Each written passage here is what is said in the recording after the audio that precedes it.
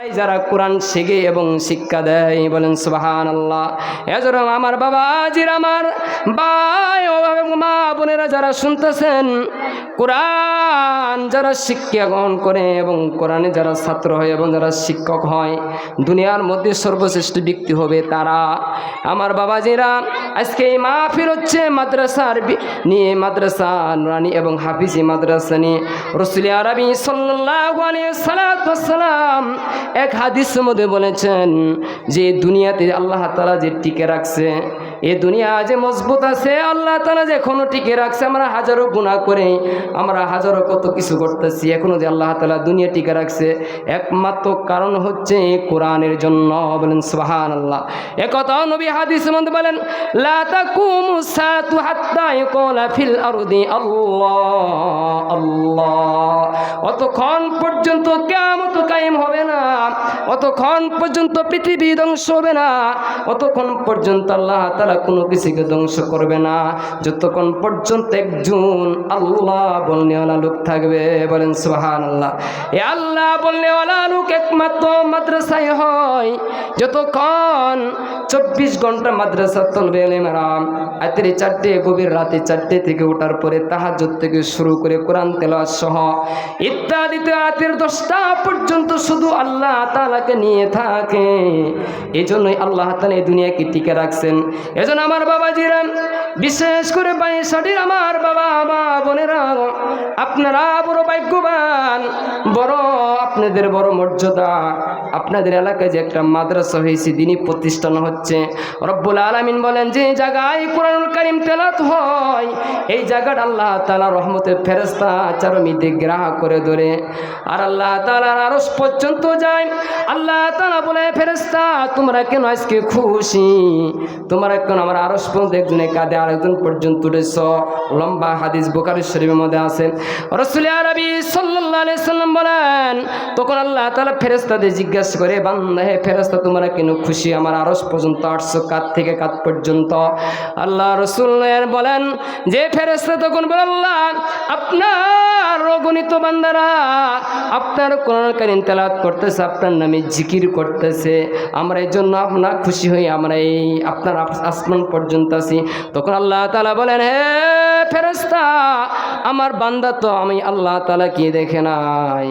আমি আল্লাহ তাআলা যখন মানুষ বানাতে যাচ্ছিলাম তখন তোমরা সমস্ত ফেরেশতা নিষেধ করেছো না, আল্লাহ মানুষ বানাও না, মানুষ বানাইলে তারা ফিতনা ফাসাদ করবে, তারা তোমার ইবাদত করবে না, তোমার কোরআনুল কারীম তেলাওয়াত করবে না,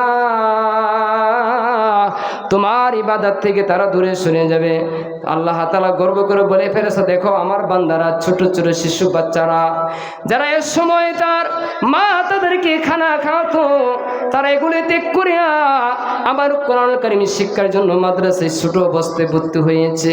তাদের নিজের কাপড় তারা ধুতে পারে না, তারা কাপড় চোপড় মারায় নিজের খানা খাইতে পারে না, এত কষ্ট করার পরও তারা এই দিনই প্রতিষ্ঠানে কোরআন শিক্ষার জন্য আসছে। হ্যাঁ ফেরেশতা তোমরা সাক্ষী রাখো, আমি আল্লাহ তাআলা ওই শিশু বাচ্চার মা বাবা সহ ওই শিশু বাচ্চাকে আমি আল্লাহ তাআলা মাফ করে দিলাম। বলেন সুবহানাল্লাহ। এই কোরআনুল কারীম শিক্ষার কারণে আল্লাহ তাআলার কাছে দুনিয়াতেও দামি, আখিরাতেও দামি। হাফেজে কোরআনের মর্যাদা অনেক। নবী আলাইহিস সালাতু ওয়াস সালাম এক হাদিসের মধ্যে বলেছেন, মান করাল কোরআন ফাস্তাজারাহু ফাআল্লা হালালাহু ওয়া হাররা হারামাহু আদখালাহুল জান্নাহ। রাসূল আরবি সাল্লাল্লাহু আলাইহি সাল্লাম বলেছেন, হাফেজে কোরআনের মর্যাদা তো মর্যাদা যে হাফেজে কোরআন সে নিজেও জান্নাতে যাবে এবং কি তার নিজ অধীনস্থ তার পরিবারের মধ্যে যারা জাহান্নামী হয়ে গেছে, যাদের নাম জাহান্নামের খাতা লেখা ছিল, এদের থেকে 10 জন ব্যক্তিদেরকে আল্লাহ তাআলা কোরআন হাফেজের মর্যাদার মাধ্যমে ওই 10 জন ব্যক্তিকে আল্লাহ তাআলা জাহান্নাম থেকে মাফ দিয়ে জান্নাতে নিয়ে যাবে। বলেন সুবহানাল্লাহ।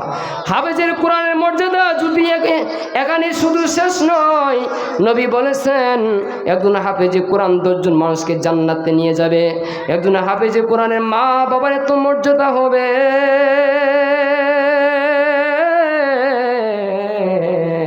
কিয়ামতের যখন এই ময়দানে যখন কায়েম হয়ে যাবে, নবীরা কিয়ামতের ময়দানে উঠবে, রাসূলগণ কিয়ামতের ময়দানে উঠবে, আল্লাহর ওলিরা উলামায়ে কেরাম সমস্ত মানুষ যখন কিয়ামতের ময়দানে উঠবে, আল্লাহ তাআলার কাছে উপস্থিত হবে, তখন আল্লাহ তাআলা ওই সমস্ত মানুষদের মধ্যে আল্লাহ তাআলা নূরের টুপি পরাবে ওই হাফেজে কোরআনের মা বাবাকে। বলেন সুবহানাল্লাহ।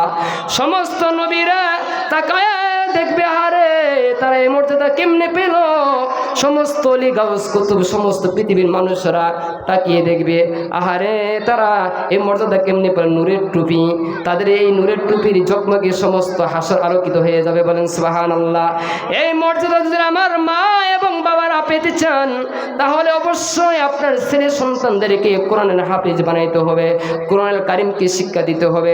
কারণ প্রত্যেকটা মুসলমান নর-নারীর উপর কোরআনুল কারীম শিক্ষা করা ফরজ, দ্বীনি ইলম শিক্ষা করা ফরজ।